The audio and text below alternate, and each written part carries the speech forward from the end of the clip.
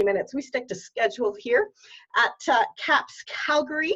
Now, I am so absolutely delighted to introduce the amazing Natalie Plamondon-Thomas. I said that perfectly. I know I did. I practiced. Natalie Plamondon-Thomas. Hello, Natalie. Hey, Tina. So great to be here. I know. And the energy. You were fabulous, by the way. Oh, you're so, mwah. Thank you. See, that's mwah. That's very French. Mwah. Okay.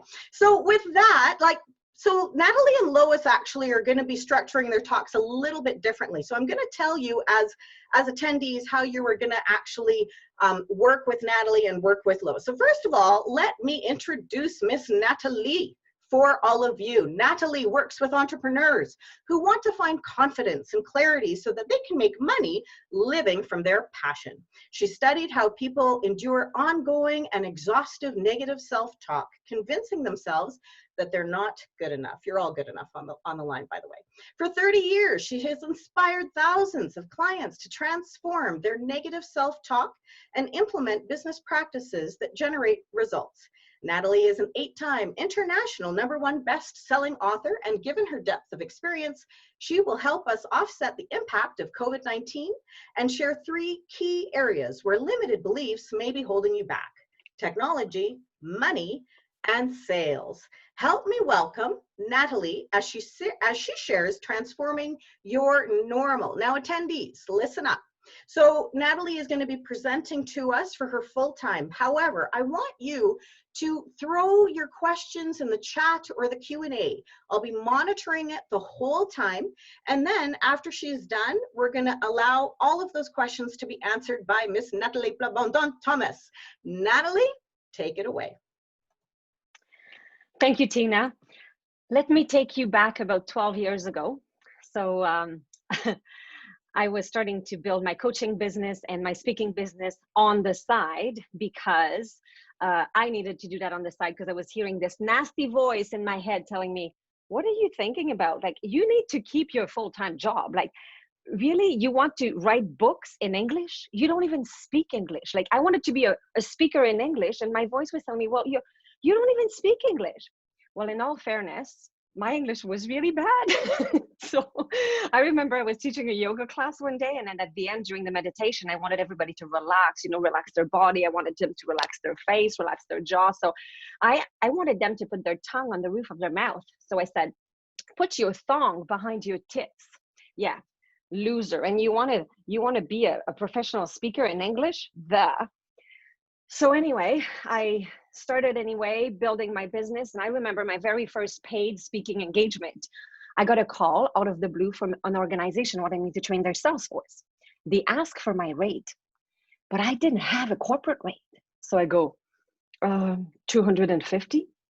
So they say, okay, so for 4 hours, that would be 1,000. I meant 250 for the whole thing, right? I had no clue. So I go, yes, that's correct. So we booked a date and I got the contract. Oh, I remember hanging up the phone that day, sitting in my office, hearing that nasty voice again telling me, you're not a real professional speaker. You don't deserve a $1,000 paycheck for an afternoon.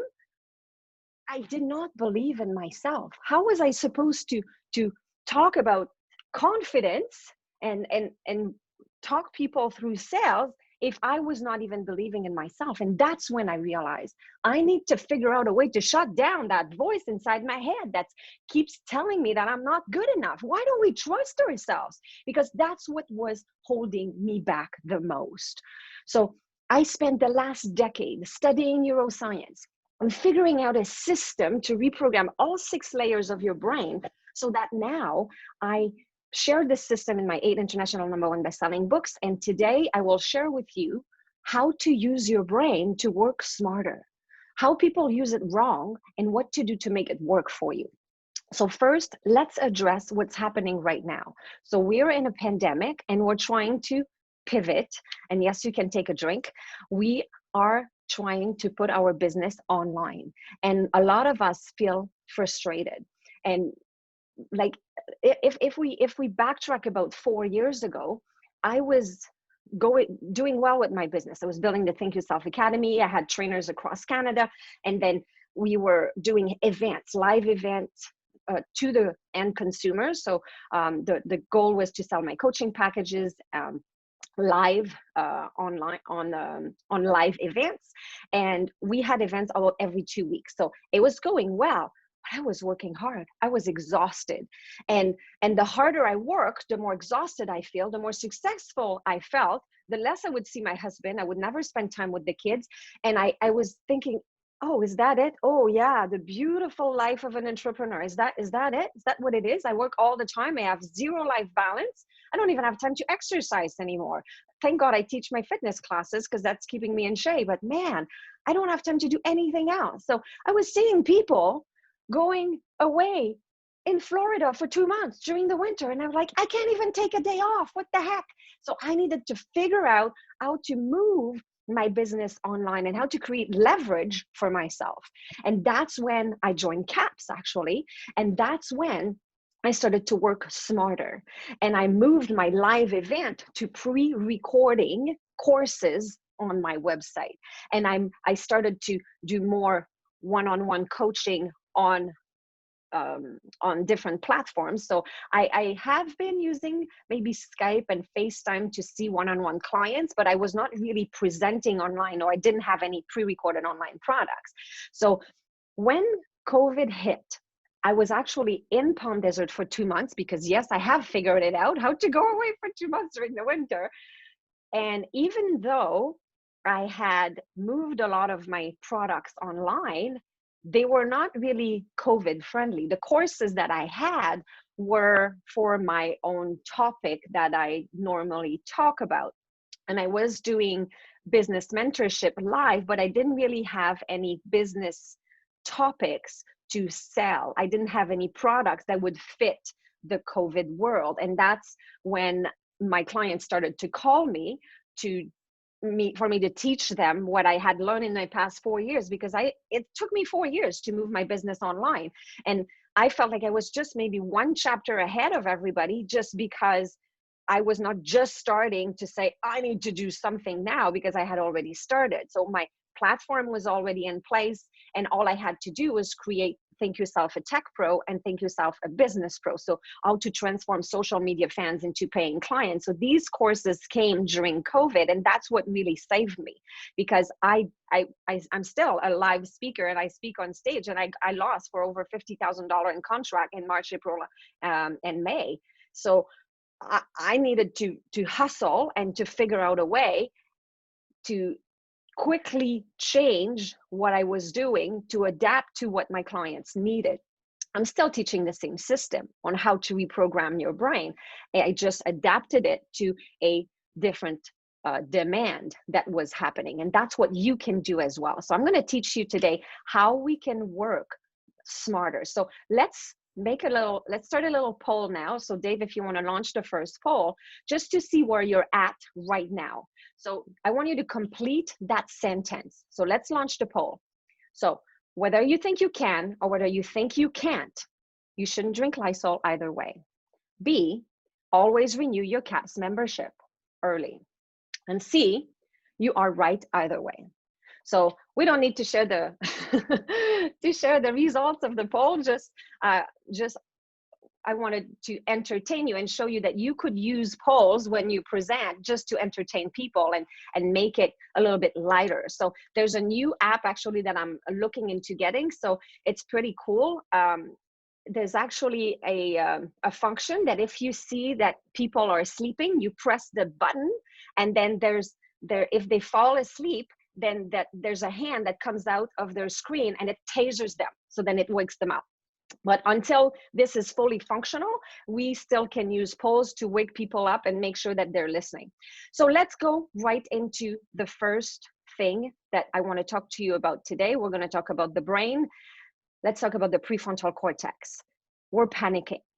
The pandemic happened, and now we feel totally discouraged. We have anxiety. We feel deflated. We are in total panic mode. We're not sure what's going on. And we call this a prefrontal cortex overload. So you become absolutely loaded with a whole bunch of emotion. What you need to know, few things. The brain does not know the difference between anxiety, sadness, or excitement. So if you choose that it's anxiety, your brain will send cortisol and 1,400 chemicals through your bloodstream that will slow you down, that will paralyze you. If you decide that it's excitement, then your brain will send serotonin, dopamine, oxytocin, different good fixed chemicals that will boost you and give you energy to move forward, so that you can become confident and feel great about yourself and say, like, bring it on, this online stuff, I got this, right? So what you need to know is that powerful emotion, and I don't call them negative, and those powerful emotion are anger, fear, hurt, sadness, guilt. So these are the powerful emotion. They come to your life only to deliver a parcel. So the only purpose of these emotions coming in your life is to send a gift to you, right? And you've seen that in children.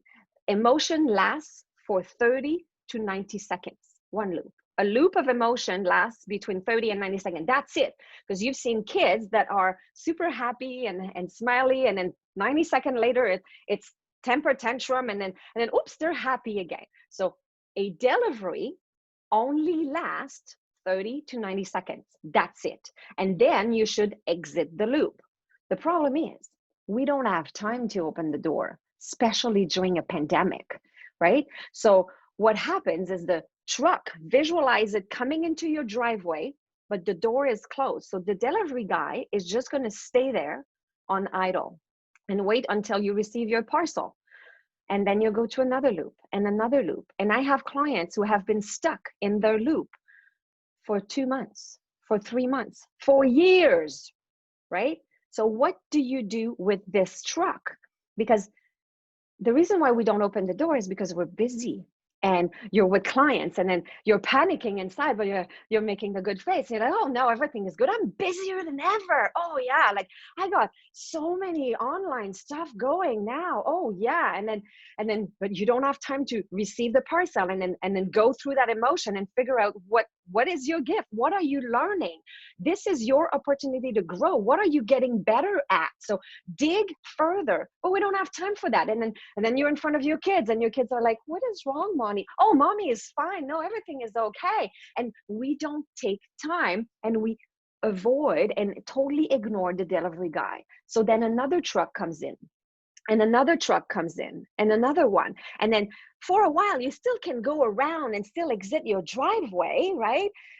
But after so many trucks comes in, there's no more room and you're stuck. And that's when it hits you. And that's when you're in total panic. So you need to sit back and say, okay, wait a minute. What am I learning? Find what is it that you are going to become better at. So next time that you feel like this, you feel uncomfortable, go through one loop. You're allowed one loop, 30 to 90 seconds. And then you say, oh my gosh, I don't know if I'm going to be good enough. This is not great. Oh my gosh, this whole technology stuff, I don't know what to do with this. Once you've done your one loop, exit the loop and go, ooh, oh, there's a truck in my driveway. That's what that means, really. I'm receiving a parcel. I'm receiving a gift. That's my opportunity to grow. What am I going to become better at right now? Oh my gosh, I'm going to figure this out. This is so cool. Ooh, I'm excited. And what happens when you're excited? You get a good, happy feeling fix through your bloodstream, and it gives you energy instead of making you feel stuck. So feel confident by knowing how the prefrontal cortex overload works, and then you can move that into a different area of your brain and clear up that space so that you can think properly. So let's continue to talk about the brain. I talked about the prefrontal cortex. We're now going to talk about the logical mind and the unconscious mind. Your logical mind can handle 5 to 9 pieces of information at a time. You can multitask. That's cool. That's why when you're presenting, you're on stage, and at the same time, you can remember your script, change your slide, connect with your audience, pull your belly in, smile at the meeting planner, and still notice the dude at the back that's winking at the girl in blue with the curly hair. So we multitask and we do many things at once.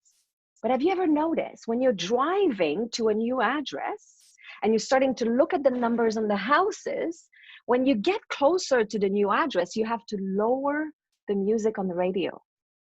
Because when you're driving, you have your foot on the brake, the foot on the accelerator, there's a red light ahead, the kid that's about to cross the street, there's the lady that's probably going to cut you off, and then there's the dude in the car beside you winking at you, gross. So when you add looking at the numbers on the houses, the music becomes the one too many. 5 to 9 is not that great after all. And you know what else is not that great about the logical mind?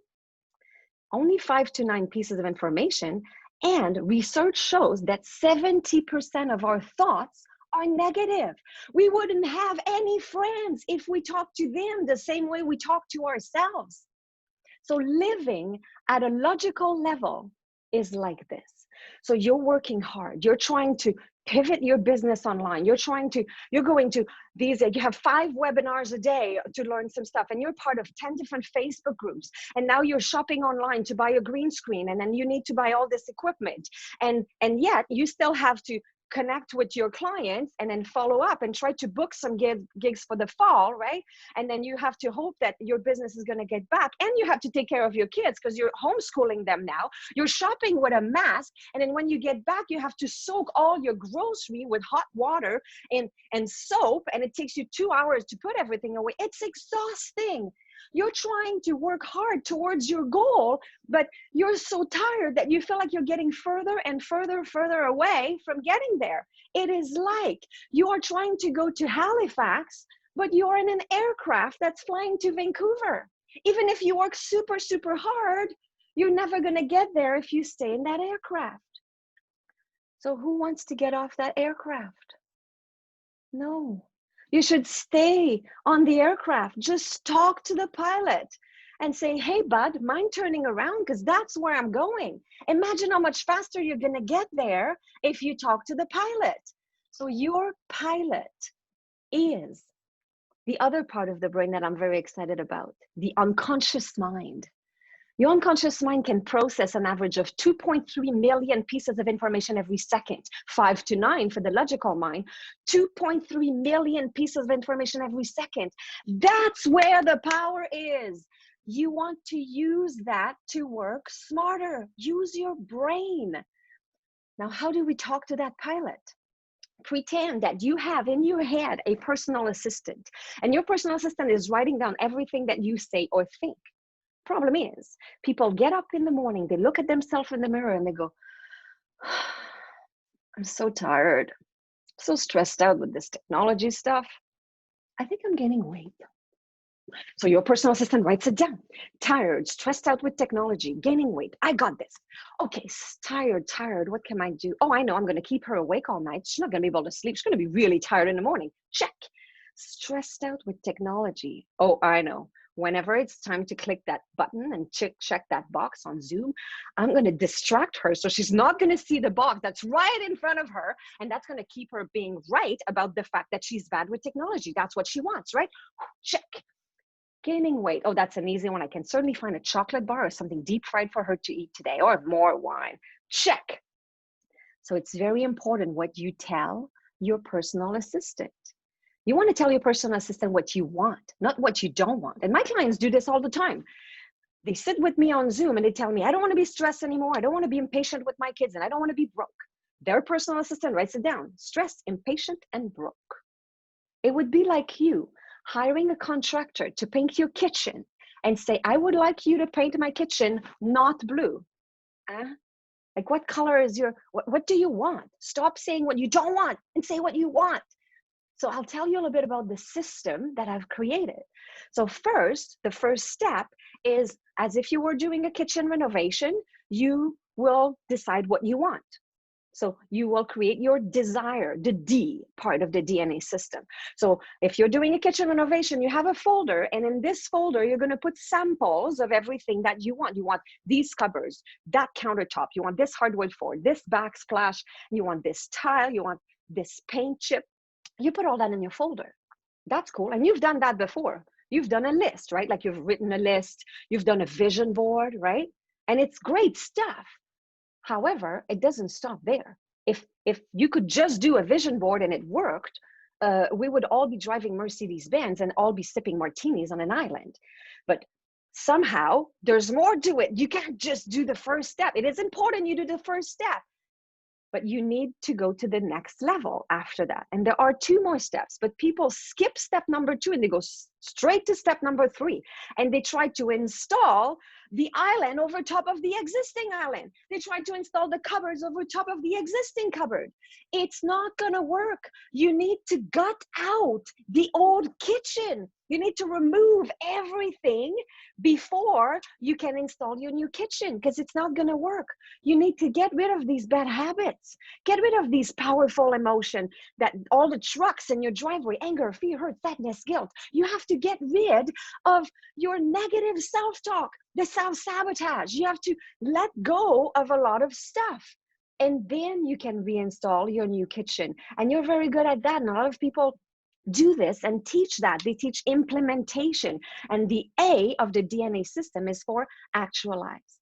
But the second step, the new you need to gut out the old kitchen. That's what I do. I work with my clients to help them get rid of negative self-talk and teach them how to work the brain better. So what I did is I've created the DNA system using Robert's Dilt neurological levels.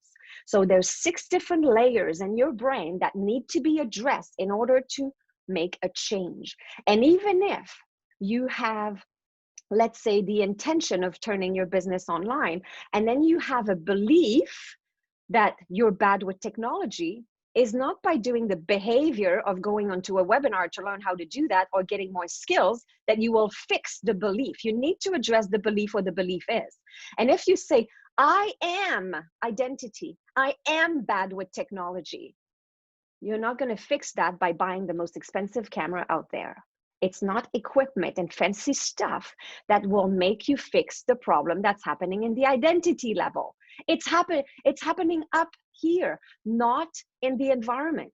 So you got to work with the level where it's happening. So today, we don't have a lot of time, so we're going to go straight to beliefs and value, and we're going to talk about reprogramming that negative self-talk, okay? So there are many different areas, and we're going to talk about finance, we're going to talk about technology, we're going to talk about sales. We have limiting beliefs in all these areas, okay?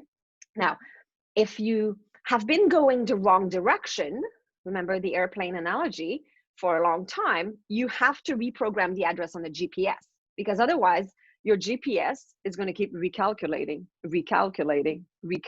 right? So on a GPS, it's kind of easy. You can just push a button and you change the address. In order to change your internal GPS, it's a bit more complicated than that.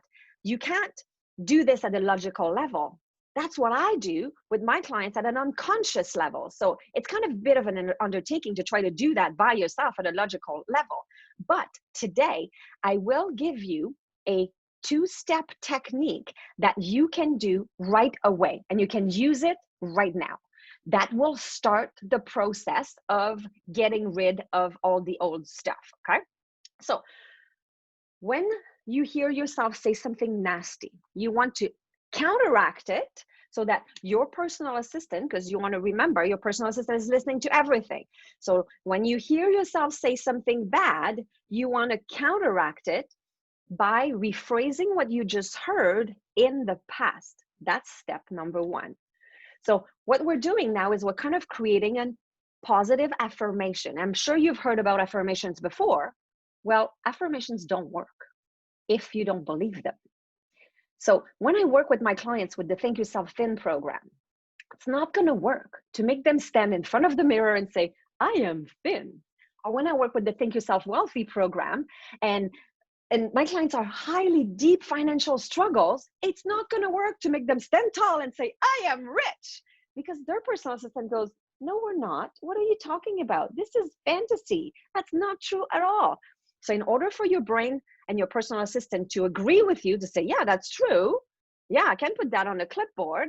You need to start your affirmation a very specific way. And that's where the 2-step technique comes in. So you hear yourself say something nasty in your head, like, I'm so stressed out. Wait, step number 1, I used to be stressed out. So your personal assistant hears this.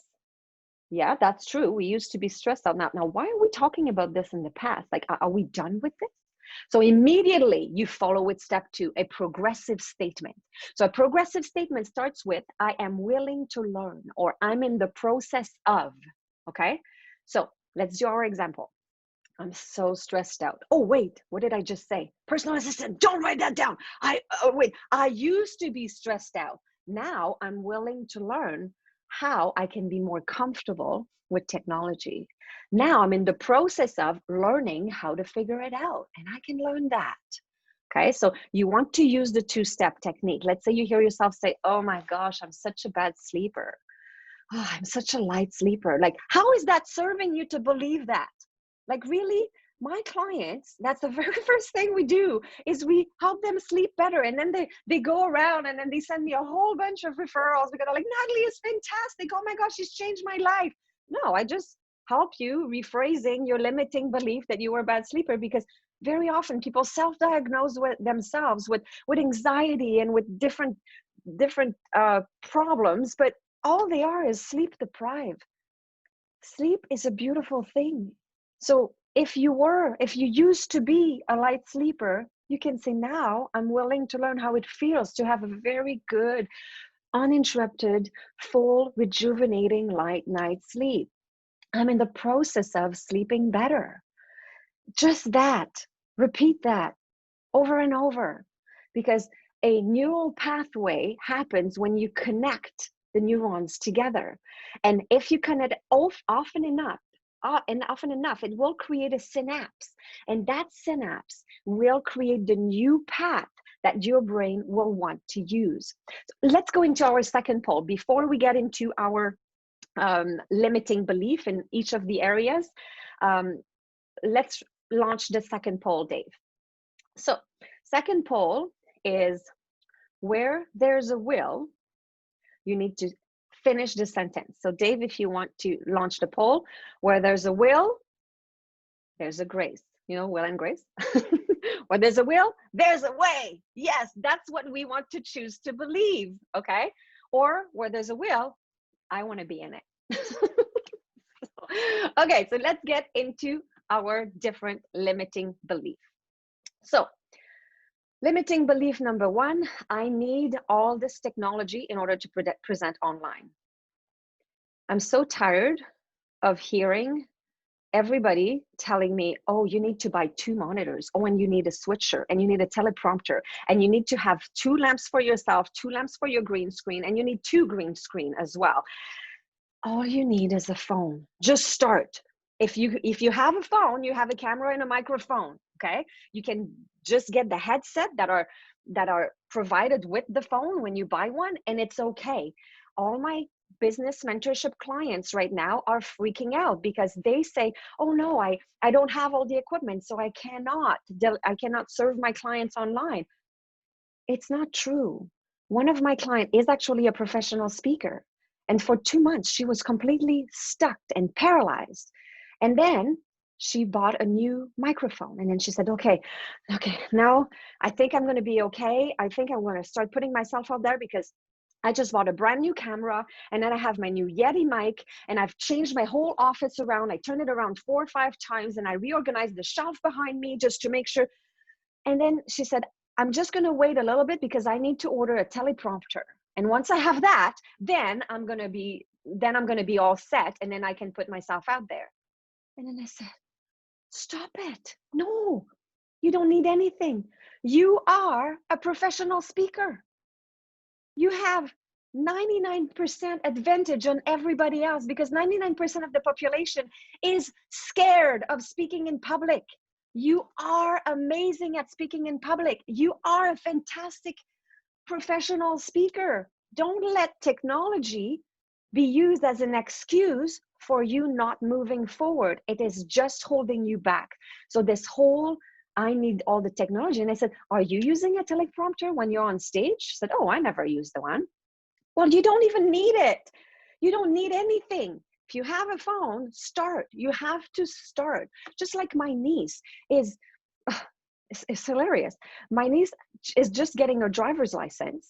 And she says that she's going to be really good when she actually starts practicing, because she's been a passenger on the passenger seat for years.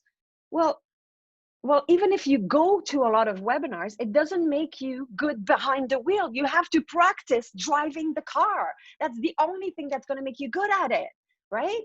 So if you want to get good at it, host anything, like go live on Facebook, do a short webinar, practice with your friends, get together with 4 or 5 friends and say, I want this to be in my conference room. I want to be launching the polls. I want to be sending people into breakout rooms. Practice, get behind the wheel, and know you don't need to buy a Maserati to start learning how to drive. You can start with your old Buick. That's fine, okay? The other thing that people might say about technology is, for me, it's not that I think that I'm not good enough. It's not the technology that bothers me. It's not that I need more technology. It's just that I am just not good with technology. Well, I have news for you. If you're still using the yellow pages and you've never Googled anything, true, you might not be really good with technology yet. And you used to not be good with technology, and now you're willing to learn, right? But you've all been through a lot of technology changes in your life. You went from this to this to this. And if you were fancy like me, you had the slider one. And one day, this happened. There's no keyboard. And we figured it out. And we're all able to use these now. And then on a regular basis, they update stuff, and all of a sudden you can't even find the pictures of your dog, but you figure it out. So get rid of those limiting beliefs. Use that 2-step technique and get rid of that. Next limiting beliefs are about money. If you find yourself thinking about money too much, you might be like me. I used to be really bad with money. I used to co-own a printing business in my 20s, and we had about 100 staff, and we actually sold the business. I made a lot of money. Yeah, kind of money that would have kept me super comfortable for the rest of my life. 2 years later, where was this money? Gone. I used to be really bad with money. And now I'm in the process of becoming very good with money. That's what I had to repeat in my head. But before realizing that, I had to figure out that the reason why I was good at making money, but I was really good at spending it, it was because of my own limiting beliefs about money. My dad has 22 siblings. My grandmother had 23 pregnancies. And very young, she became a single mom. Their house burned down twice, so she's on the street with 23 children.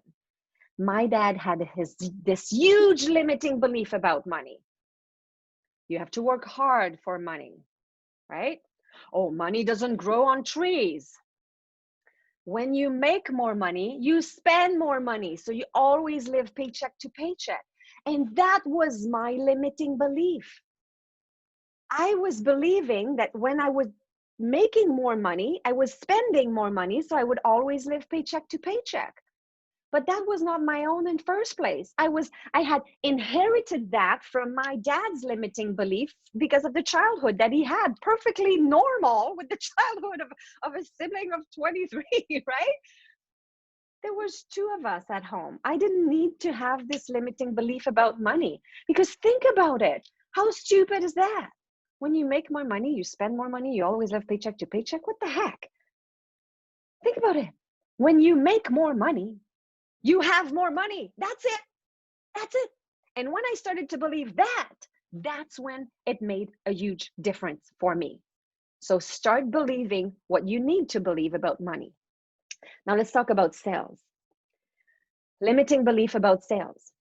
Selling is all about being genuine, being real, being authentic. And once you can fake that, you got it made. Because there's so many jokes and cartoons about sales, right? Because salespeople are bad. And when I sell, I feel pushy, right? Oh yeah, we feel so pushy and we're bothering people. Or if they don't call you back, it's because they're not interested. No, they don't call you back. It's because they're busy. Life is a stat.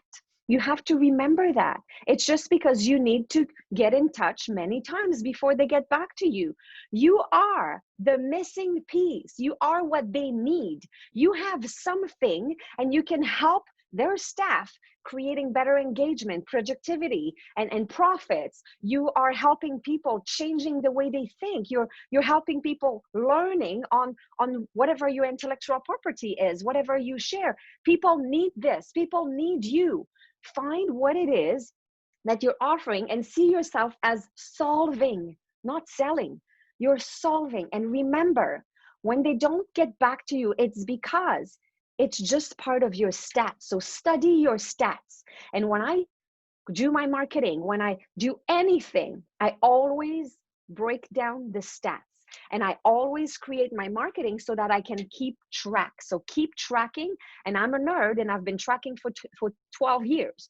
So these are my numbers. I'm very happy with my numbers. I don't go home and cry after I do a session because not everybody will want to work with me. It's my stat and I'm happy with my stats. Always be happy with your stat and work to bring them up. So when I do a speaking engagement, 96% of people, and I'm not very good with the weather girl, so 96% of people will want to win what I have as a draw. So I always have some kind of a draw. Well, not today because you're my CAPS family and I'm not putting you through my funnel here. But 96% of people want to win the gift. So if I'm live with people, 96% will fill out the coupon and some people will leave the coupon on the chair and will never fill it out. Will I go home and say, oh my gosh, some people did not even want to fill the coupon? No, these are my stats. I'm happy with my stats. 76% of people, because there's a box on the coupon that says, do you want to sign up for Natalie's newsletter? 76%. Do I cry about the 24% of people that don't want to be on my newsletter? No, it's my stat. I'm happy with my stat. 42% of people will say, yes, I want to have a virtual coffee with you. Out of these 42% of people that want to have a virtual coffee with me, a free 15-minute call, only 20% will actually get the call because people say that right away. And then I send them a follow-up email, say, click here to go into my schedule or to book a 15-minute call with me. And only 20% will actually get the call. Do I cry? I'll never see the other 22%. Well, I'm following up with them and sometimes they do come back, but usually no, it's only 20%. And out of these 20% of people that did get the call with me, I will convert 6% into buying my coaching package or buying different online products that I have. So my conversion rate is 6%. Knowing that, you know that, let's say that I spoke in Calgary at the Fireman show to 300 people, I know that my percentage, 6%, is 18 people will work with me. So a coaching package is $1,000, it's $18,000. Did I speak for free? No, I did not. So you want to start working smarter and not working harder. I'll just give you an example. I go to Haiti working in an orphanage for the Heart to Heart Foundation. And we were delivering some food up in the mountains one day and the truck got stuck. So everybody's pushing, working hard, frantically in all direction and trying to push this way and push this way, putting rocks at the front of the tire, at the back of the tire. And then eventually everybody started to sweat and work really hard, and for an hour we were not going anywhere until somebody said, hey, this is not making any sense, stop, pull back, you over there, rocks over here. And then we were out in 5 minutes. And that's what happened when you use your brain, when you work smarter. So use your personal assistant, use the 2-step technique. And if you want to work more deeper into changing the address of the GPS, just contact me at the end. And thank you so much for being here today. It was absolutely phenomenal. Thank you for having me. Natalie, we have a lot of love in the chat for you and the Q&A. I think a lot of people were really compelled by how much scientific backing you used and loved your metaphors. So Natalie, just a round of applause. They're saying in the chat, round of applause. So we're going to do that, actually. We're going to do that for you. Mwah, mwah, mwah. We're doing the French thing again. I love the mwah, mwah. Natalie, you are right at your time, but there were quite a number of questions in the chat. If you privately can, because it was actually just to yourself. So when Lois goes, if I could ask you to go to both the Q&A, there was a question from Wendy Holloway, and on the chat, there was a question from Dawn and Elizabeth Anderson. So if you don't mind answering those during the chat, I am going to introduce the amazing Lois Cramer. Natalie, thanks so much again. I know there was a lot of love for so much that you did, actually. Your slides, your energy, and the scientific backing, and so many compelling statements that you made. Very, very powerful. Thank you so much.